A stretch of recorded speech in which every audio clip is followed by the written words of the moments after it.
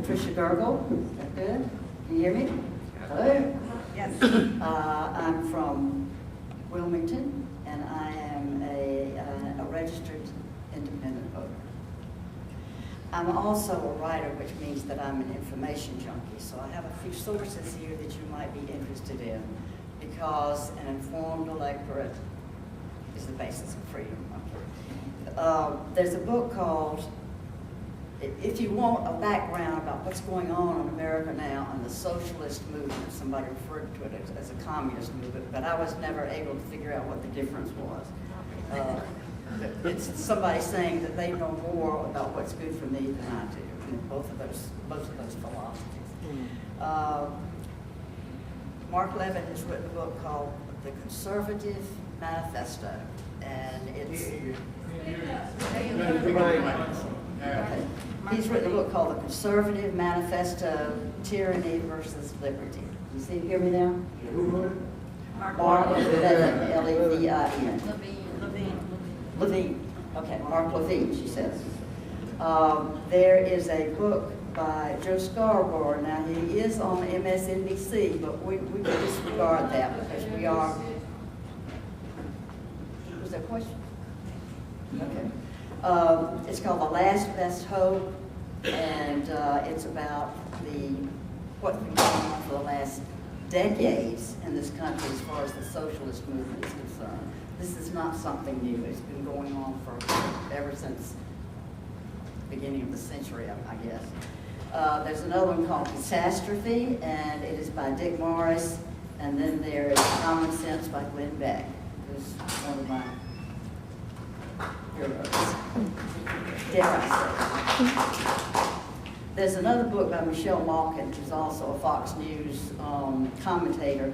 I don't know the name of the book, but it's number one on the best Culture of Corruption. What's it called? Culture of Corruption. Culture of Corruption. And I went to Books A Million earlier, and the book order has come in on Tuesday, and they've already sold out of that, so I'm going back next week. Sam says it. Pardon? Sam says it. Sam, okay. I just want to say a couple of things, touch on a couple of things. I think that the tort reform is very, very important as far as health care is concerned. I think that's a major issue.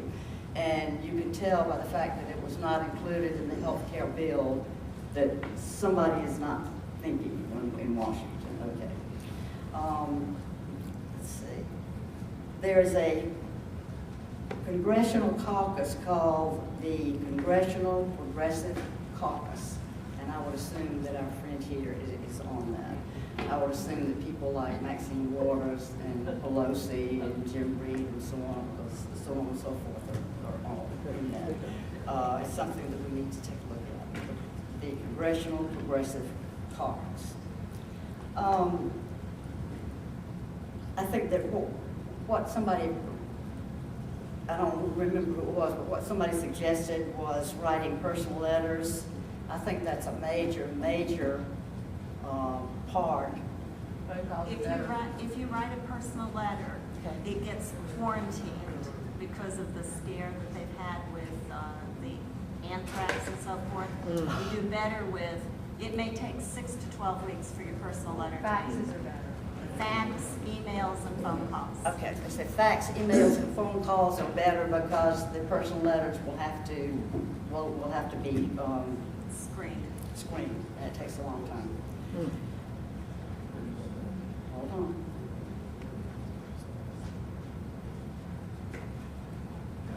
I think it's very important I think that there was a bill, is there not a bill before Congress now concerning revealing who has read this bill?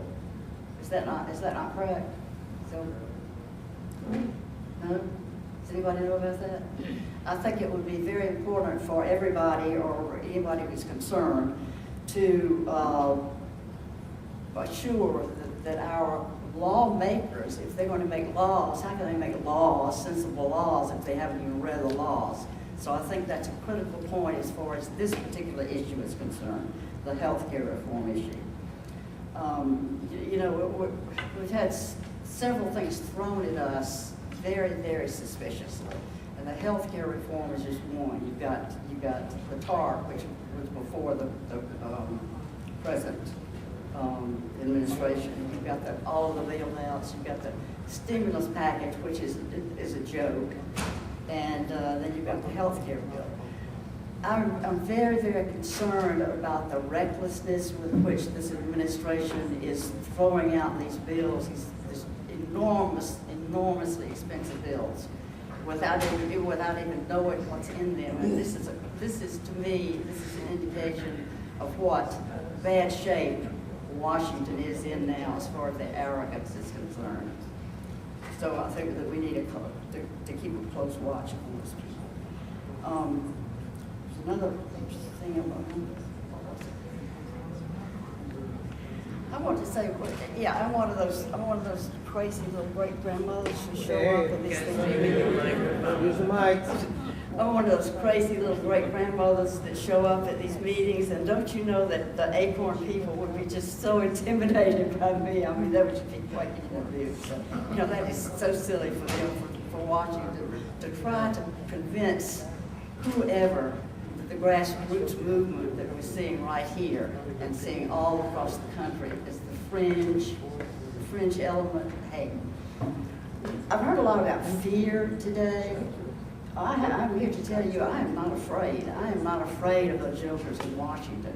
Because I think the American people are the strongest and best and most generous people in the whole world. And if we can't defeat the nonsense that's going on in Washington today, we're not really trying. My name's Dave Carter. I don't really know what I can add because everybody said everything I wanted to say. Can you hear me? But this is just the beginning. They're coming after talk radio. You know, if you listen to the mainstream media, it's the Communist News Network. I don't listen to it anymore. I turn it off. I listen to Elvis Presley. That's what I listen to when the news comes on. Ask my wife. But they're coming after our opportunity to listen. This is just the beginning. I had other things to do today. I needed to power wash the side of my house. That's important to me. But it's also important to me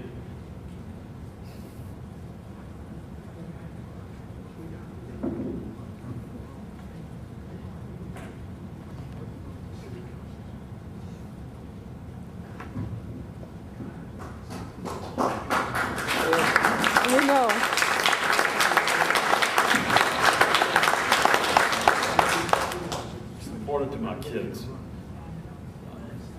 You know, us conservatives go home and we work hard. We mind our own business.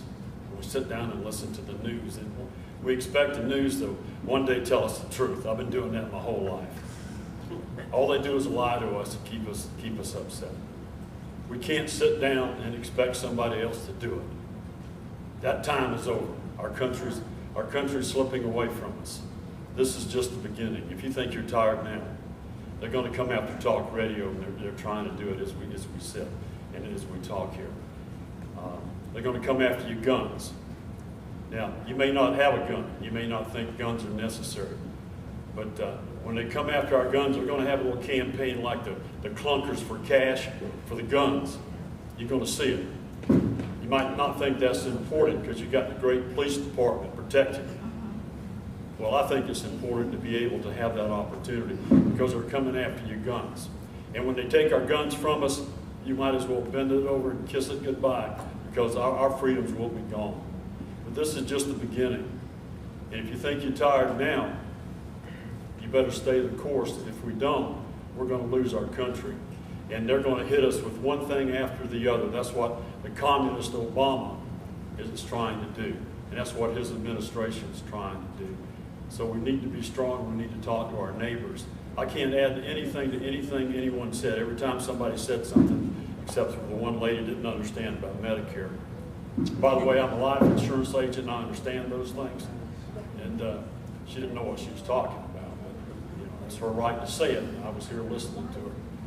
But if we don't continue doing what we're doing now and add to the numbers, we're all going to lose it. I don't want to say I'm sorry, kid. I was too lazy. That power wash in my house meant more. I